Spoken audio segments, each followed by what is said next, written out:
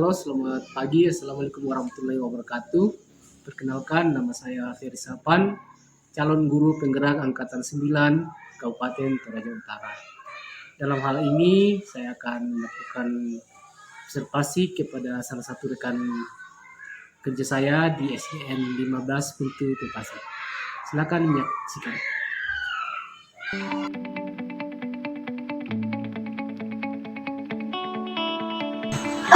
Ibadah yang sejati,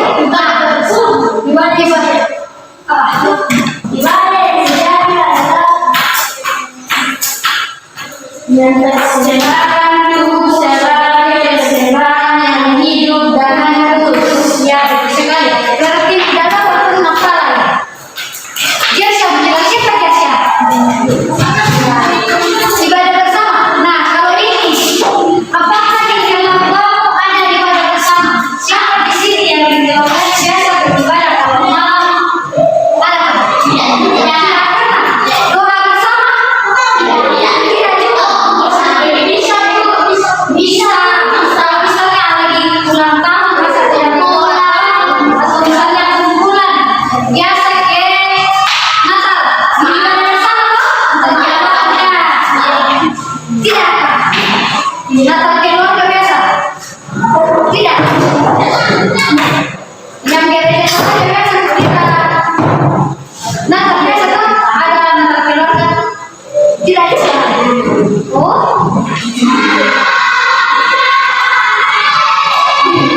Ada yang mau kita buka di dalam Yohanes 15 ayat 1 sampai 8. Yohanes 15. Jadi sisi yang ada itu 15. Sisi ada boleh Yohanes 15 ayat 1 sampai 8. Pokok amun yang benar. Nah.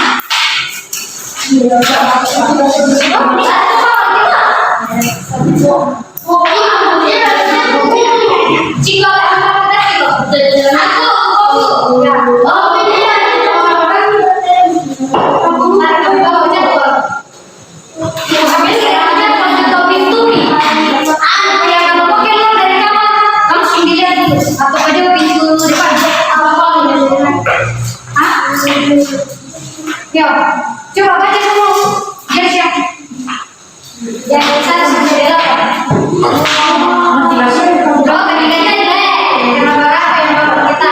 1, 2 dulu Jersia, Mania. 1, 2, 3, 4 Jersia. 5, 6, 7, 8 ya. Masa ya. Tapi kasih keras suaranya. 5, 1, 7, ya. Yohanes 15 ayat 1 sampai 8. Pokok anggur yang benar, akulah pokok anggur yang benar, dan Bapa adalah pengusahanya. Akulah pokok anggur yang benar dan Bapa adalah pengusahanya. 2, Jersia. Setiap ranting padaku yang tidak berbuah dipotongnya, dan setiap ranting yang berbuah dibersihkannya supaya ia lebih banyak berbuah. Oke, yang tidak berbuah dibersihkannya.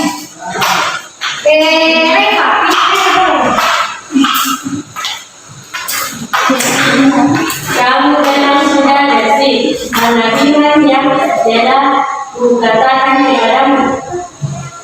4 lagi.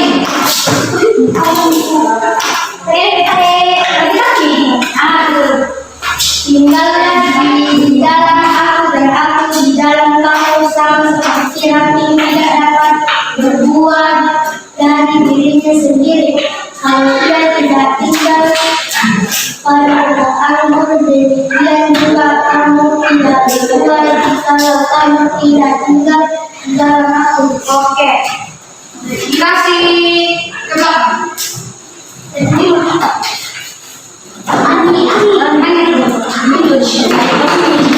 Ciko.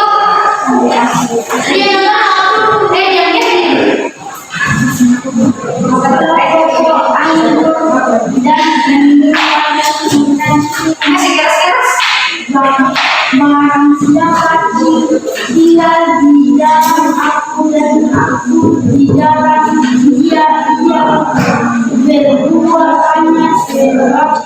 yang keluar aku kami tidak dapat berbuat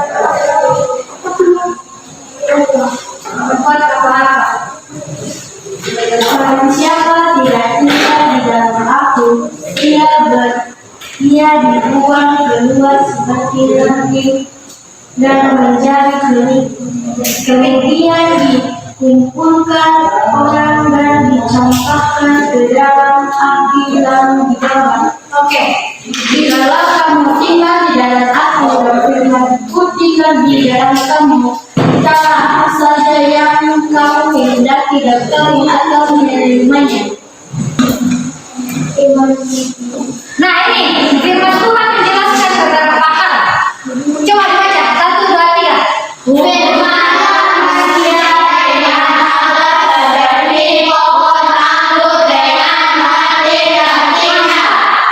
manusia dengan Allah seperti pohon dengan ranting-rantingnya. Ada yang lihat pohon di sini, pohon pinus, udah pinus lah. Itu ranting tidak bisa hidup tanpa ada pohonnya.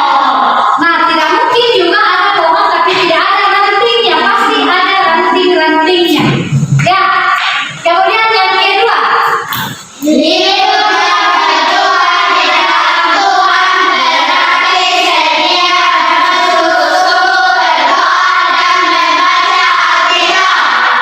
Berarti kalau hidup yang berbuah di dalam Tuhan berarti dapat berdoa sungguh-sungguh. Biasa ada yang ketika berdoa tidak sungguh-sungguh.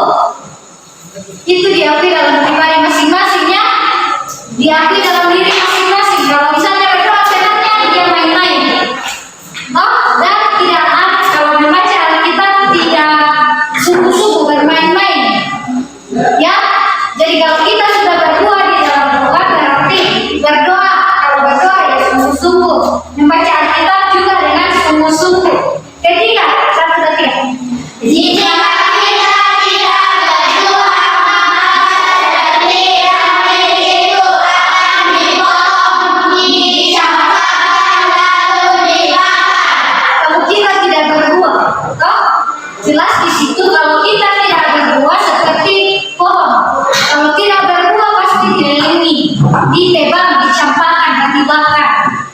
Jadi manusia pun begitu, kalau tidak menghasilkan buah-buah yang baik di dalam Tuhan, maka akan dicampakkan.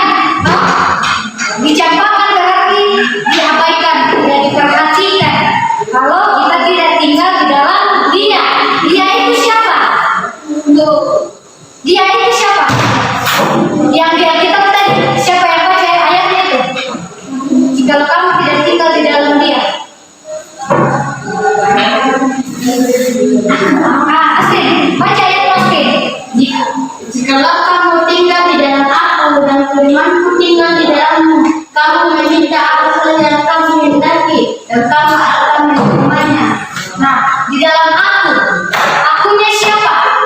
Yang berbicara di situ seperti kata saya, aku siapa itu? Pohon Tuhan.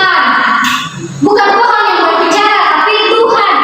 Pohon dengan ranting-rantingnya diibaratkan berarti di satu pohon. Kalau daunnya ada pohonnya, toh? Berarti seperti pohon. Tuhan adalah pohon. Kita ranting-rantingnya. Kalau kita tidak berbuah maka akan ditebang. Pohon apa biasa itu? Mengerti tak? Mengerti. Bukan yang dikatakan aku di sini adalah pohon, tapi Tuhan diibaratkan satu pohon dengan ranting-rantingnya. Ya. Nanti ditulis ya ini yang 3 dari atas. Nah, selain itu ingat untuk melakukan yang baik sebagai bentuk syukur kepada Tuhan. Kalau kita berbuat baik bukan berarti supaya kita bisa selamat, tapi itu adalah ungkapan syukur. Ungkapan syukur kita kepada Tuhan. Kenapa kita berbuat baik? Karena mau bersyukur. Kenapa tidak mencuri? Kenapa tidak mencuri? Dosa. Karena berdosa berarti tidak dapat mengucap syukur. Siapa di sini yang kira-kira kalau misalnya menjelek-jelekan temannya, baru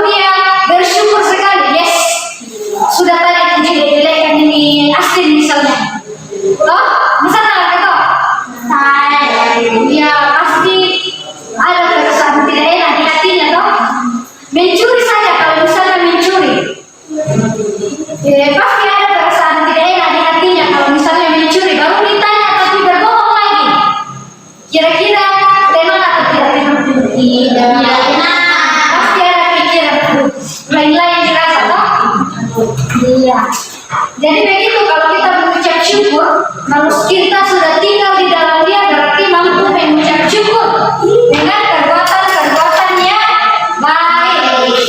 Selanjutnya, nah, komunikasi kepada Tuhan dapat diwujudkan dalam bentuk ibadah. Betul? Seperti ibadah pribadi. Ibadah pribadi itu misalnya bagaimana? Bisa di saat kamu tidur. Ketika kita bangun tidur bisa berdoa. Siapa yang berdoa kalau bangun tidur? Pasti ada yang berdoa kalau bangun tidur. Siapa yang berdoa kalau bangun tidur? Jangan. Siapa yang tidak pernah berdoa kalau bangun? Kalau mau tidur tidak pernah berdoa. Ya otomatis kalau kita sudah berdoa, misalnya mau tidur atau mau makan, pasti berdoa dulu, berarti beribadah dulu dengan Tuhan secara pribadi. Kemudian ibadah bersama. Bagaimana ibadah bersama itu? Contohnya kumpulan, apalagi Makan bersama. syukuran, ya ibadah toh, misalnya mau ulang tahun, adakan ibadah di rumah. Apalagi ibadah bersama itu, ibadah bersama. Di gereja tidak ada ibadah bersama. Apa di gereja? Sekolah minggu, ibadah PPGT, ibadah apa lagi? PPGT ada toh, ibadah bersama. Ibadah umum kalau hari Minggu, toh? Iya. Ibadah juga kalau ada ibadah pemberkatan kita. Toh, ibadah juga itu. Ya, jadi bentuk ucapan syukur bisa juga kita lakukan dengan melakukan ibadah, ya. Selanjutnya, nah ini coba dibaca yang ibadah pribadi 1 dan 3. Ibadah pribadi adalah ibadah yang dilakukan oleh satu orang. Kalau misalnya mau tidur, berdoa sendiri-sendiri atau berpegangan tangan dengan keluarganya? Tidak. Misalnya, mama sama ya dulu, mama masih ada kan? Ibadah pribadi adalah ibadah yang dilakukan oleh satu orang. Ada yang pernah dengar ceritanya Nabi Daniel? Tidak pernah di sekolah minggu. Tidak. Nabi Daniel itu terkenal dengan ketaatannya. Bagaimana taatnya? Dia taat sekali untuk beribadah. Ibadah pribadinya saya ini baru ibadah pribadi. Biasa lebih dari 3 kali sehari. Berarti kalau kita masih bisa lah ya. Bangun pagi, ibadah berdoa. Makan berdoa. Mau tidur berdoa. Berarti sudah 3 kali. Belum lagi kalau misalnya di kelas kan berdoa. Berdoa kalau mau pulang sekolah. Atau tidak pernah berdoa kalau mau pulang sekolah. Berdoa, wajib berdoa. Kesepakatan kelas wajib berdoa. Ini Daniel, dia terkenal dengan ketaatannya. Dia sangat taat untuk beribadah. Mau itu dia pribadi sendiri maupun di gereja atau di perkumpulan banyak orang. Dia itu terkenal dengan ketaatannya yang taat sekali beribadah. Coba baca yang paragraf ketiga, 1 dan 3. Bentuk ibadah pribadi adalah saat teduh, doa dan puasa pribadi. Saat teduh, ada yang tahu bagaimana itu saat teduh? Ciko, bagaimana itu Ciko? Saat teduh, biasa di gereja itu saat teduh. Ya Bu, bagaimana? Saat teduh. Tapi kalau di gereja saat teduh itu semua jemaat yang hadir melakukan saat teduh. Kalau sudah mendengarkan firman biasa mendengarkan bagaimana itu saat teduh pribadi? Saat teduh itu berarti mengambil waktu beberapa saat untuk merasakan, mengingat dan melakukan yang baik dan tidak baik dipikirkan. Bagaimana itu?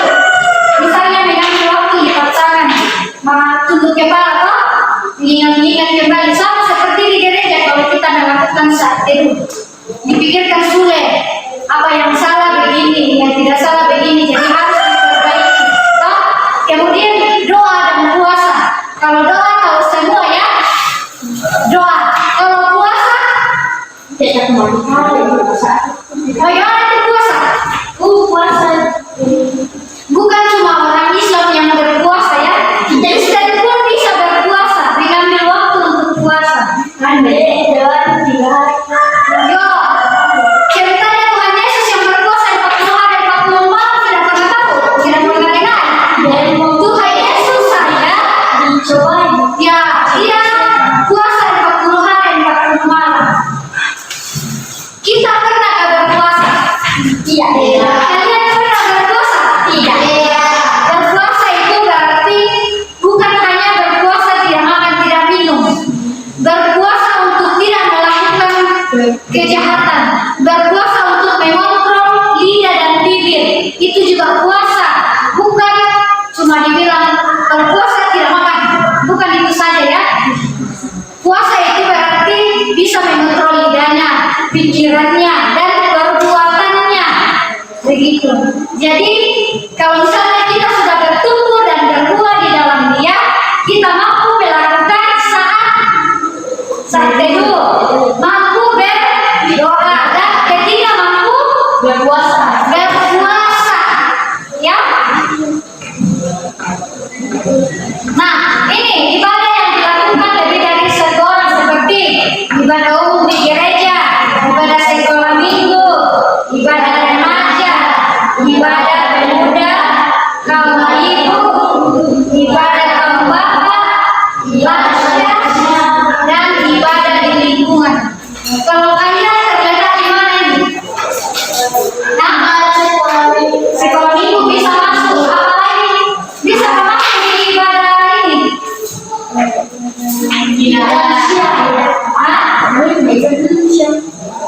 Lansia dan manusia, ada nenek. Tidak, sebenarnya bisa. Tapi itu untuk golongannya karena beda porsinya ya. Beda porsinya. Ibadah umum di gereja bisa. Yo, toh. Jadi itu kalau ibadah bisa dilakukan banyak bentuknya dan atas. Bisa lagi ditambahkan di sini ibadah harian. Toh biasa kan ada orang melakukan ibadah hariannya. Ya, ada ibadah hariannya. Ayo satu di Nah, kalau waktu dan tempat ibadah pasti sudah tahu toh.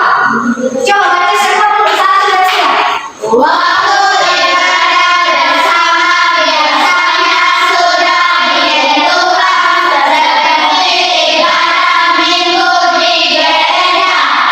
Waktu ibadah pribadi sesuai dengan kebiasaan pribadi seseorang yang biasanya di pagi hari saat teduh atau doa pagi, tempatnya di rumah.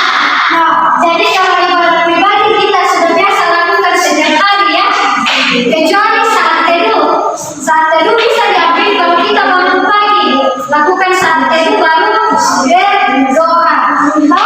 Kalau ibadah bersama biasa ditentukan waktunya atau ada jadwalnya. Ada jadwalnya kalau ibadah bersama atau ibadah di gereja tidak ada jadwalnya Pak. Ada ya. Ada jadwalnya kalau ibadah di gereja ada. Kalau ibadah pribadi tidak menentu, kapan saja kita mau berdoa bisa. Kalau ibadah pribadi. Nah, kerjakan dulu ini. Apa kamu memilih? Sudah dikerjakan minggu lalu ini. Jawabannya saja ditulis ya, nanti dibacakan. Apakah kamu memiliki pengalaman yang menyenangkan di sekolah minggu? Sudah dijawab dulu. Langsung tulis jawabannya saja, tidak usah tulis soalnya. Terima kasih.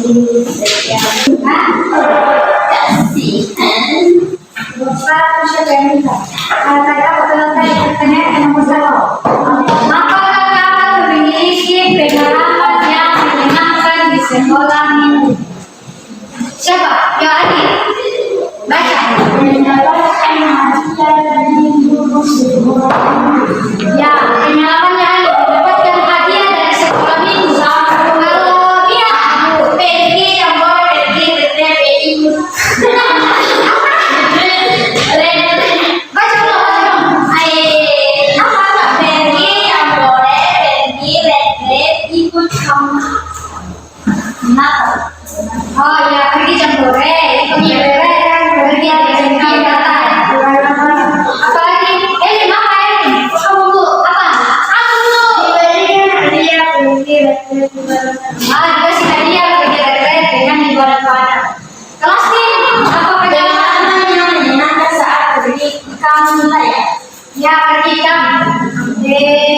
Siapa Putri? Pergi Jamore. Reva sama ibu. Oh dia pun sama apa? Desa kan bersama bu. Desa bersama. Kami bu. Apa? Sama bu. Diberikan hadiah pergi dan ibarat dan bermain game. Kenapa bisa dapat hadiah Reva? Hadiah apa itu? Valentine. Oh, Dio dapat hadiah kalau ikut lomba. Ciko, masa hadiahnya Ciko? Kenapa kalau di sekolah minggu atau di gereja? Jadi siapa? Siapa?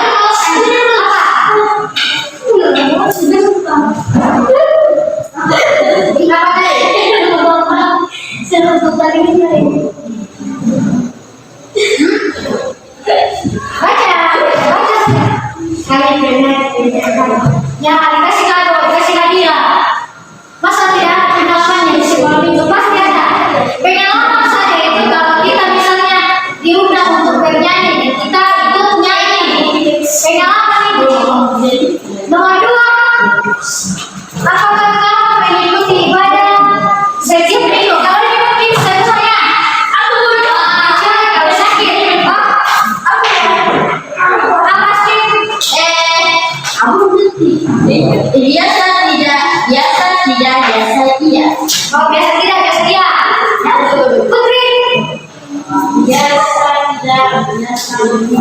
Biasa tidak pergi, biasa pergi. Berarti, kadang-kadang dia biasa pergi, biasa tidak. Sama nasa. Aduh, sini. Kalau dia saja. Ya.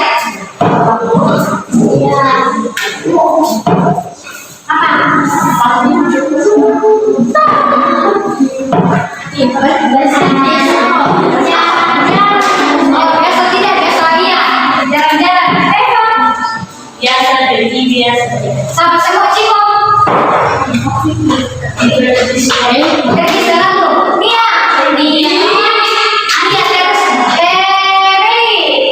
Jarang. Kenapa ada yang jarang pergi selalu? Berarti suka-suka hati. Reaksi. Kenapa ada yang jarang pergi ke gereja? Berarti suka-suka hati. Jangan dulu bisa kalian. Bisa berarti jarang angka begitu, bukan jarang pergi, jarang angka. Jangan sampai jarang angka. Oh, kalau nomor 3 ada untuk perlindungan pagi, perlindungan dan baca kita.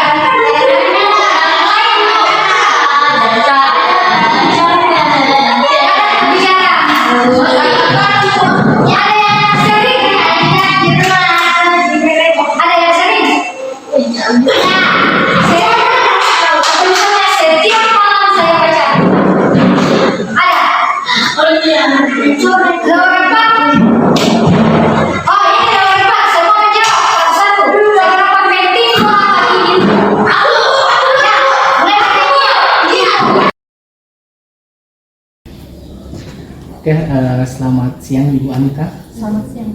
Selamat siang Pak Riter. Ya, puji syukur kepada Tuhan pada saat ini kita akan melaksanakan pasca observasi. Setelah kemarin melaksanakan observasi proses pembelajaran berdiferensiasi kepada Ibu Anita. Terima kasih. Proses pembelajaran yang Ibu lakukan kemarin sangat luar biasa. Dan pada saat ini saya akan melaksanakan pasca observasi, di mana saya akan memberikan beberapa pertanyaan terkait dengan evaluasi proses pembelajaran diferensiasi yang Ibu laksanakan kemarin. Nah, baik, yang pertama Bu, bagaimana perasaan Ibu kemarin pada saat melakukan proses pembelajaran diferensiasi? Ya, perasaan saya senang. Walaupun awalnya itu saya merasa tidak percaya diri, tapi bisa berjalan dengan baik. Nah, bisa Ibu ceritakan kembali bagaimana proses pembelajaran diferensiasi yang Ibu laksanakan kemarin? Ya, proses pembelajaran yang saya laksanakan, awalnya saya menjelaskan mengenai beberapa materi dan saya memberikan penekanan-penekanan pada materi yang saya anggap penting. Kemudian saya membagi kelas dalam beberapa kelompok dan saya memberikan pertanyaan-pertanyaan. Dan pada akhirnya saya meminta untuk mempresentasikan di depan kelas mengenai hasil diskusi mereka. Nah, menurut Ibu, pengembangan proses pembelajaran berdiferensiasi yang Ibu lakukan itu sudah sesuai atau bagaimana? Ya, menurut saya Pak, sudah sesuai, tapi mungkin masih banyak kekurangan-kekurangan yang perlu untuk ditingkatkan. Jadi menurut Ibu, bagian mana yang perlu untuk ditingkatkan? Yang perlu untuk ditingkatkan atau diperhatikan lagi, di mana proses diskusinya yang masih kurang karena masih ada siswa yang tidak mau ikut serta atau terlibat dalam pekerjaan mereka. Oke. Terima kasih Bu Anita telah melaksanakan proses pasca observasi pada saat ini. Secara keseluruhan proses yang Ibu laksanakan kemarin itu baik berdiferensiasi konten, proses dan produk itu sangat bagus, sangat luar biasa. Namun izinkan saya menyampaikan beberapa hal yang menurut pengamatan saya masih perlu untuk ditingkatkan. Seperti pada berdiferensiasi proses kemarin masih banyak sekali siswa yang masih kurang aktif dalam proses pembelajaran. Kemudian Ibu belum melaksanakan ice breaking, di mana menurut saya ini sangat penting untuk dilaksanakan seperti itu. Oke, sekian pasca observasi dari saya, dan mungkin ada tambahan dari Pak Dede sebagai pengajar praktik. Baik, terima kasih. Selamat siang Ibu Wanita. Perkenalkan, nama saya Dr. Pamasan, pendamping dari Pak Peri. Yang luar biasa Ibu Wanita melakukan proses pembelajaran berdiferensiasi, walaupun ini pertama kali, tapi syukur bisa dilaksanakan dengan baik. Dan dari hasil diskusi Pak Peri dengan Ibu Wanita, saya sampaikan sedikit penguatan bahwa memang di dalam proses pembelajaran berdiferensiasi itu diawali dengan bagaimana kita menyiapkan siswa kita sehingga siswa merasa lebih nyaman di dalam mengikuti proses pembelajaran dan tetap semangat untuk mengembangkan, terutama di dalam 3 strategi ini, baik untuk berdiferensiasi proses, diferensiasi konten, dan diferensiasi produk. Nah, saya kira itu yang saya titip khususnya kepada Ibu Anita dan Pak Ferry untuk dikembangkan ke depan dan tetap semangat, tetap berusaha, semoga bisa dilaksanakan dengan baik. Saya kira itu yang saya sampaikan. Sekali lagi selamat, semoga Bapak Ibu tetap sehat dan bahagia di dalam melaksanakan tugas tanggung jawab ini. Saya kira begitu. Terima kasih, Tuhan memberkati. Selamat siang. Terima kasih kembali atas waktu dari Pak pengajar praktik dan Ibu Anita sebagai dalam proses pasca observasi ini. Terima kasih.